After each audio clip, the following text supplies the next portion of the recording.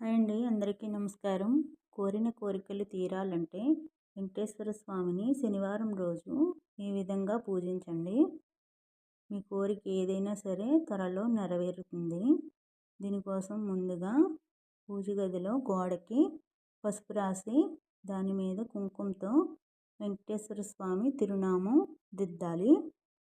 తర్వాత వెంకటేశ్వర స్వామి ఫోటో పెట్టి దానికి కూడా గంధము కుంకుమ బొట్టు పెట్టి పూలు అలంకరించి ధూపదీపాలు సమర్పించాలి.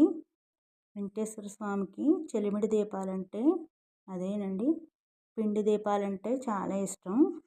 దీనికోసం బియ్యం పిండిలో ఆవు పాలు బెల్లము వేసి చలిమిడి చేసి ఆ చలిమిడితో దీపాలు చేసి ఆవు నెయ్యి పోసి దీపాలు పెట్టాలి. ఈ దీపాలనే వెంకటేశ్వర స్వరూపంగా భావించి పూజించాలి. ఆ తర్వాత వెంకటేశ్వర స్వామి అష్టోత్తర శతనామావళి చదువుకోవచ్చు. వెంకటేశ్వర స్వామికి పానకము నానబెట్టిన పెసరపప్పు నైవేద్యంగా పెట్టాలి. మిగిలిన నైవేద్యాలు ఏమైనా సరే పెట్టడం అనేది మన ఇష్టం. ఈ విధంగా పూజించటం వల్ల మన కోరికలు ఏవైనా సరే త్వరలోనే నెరవేరుతాయండి.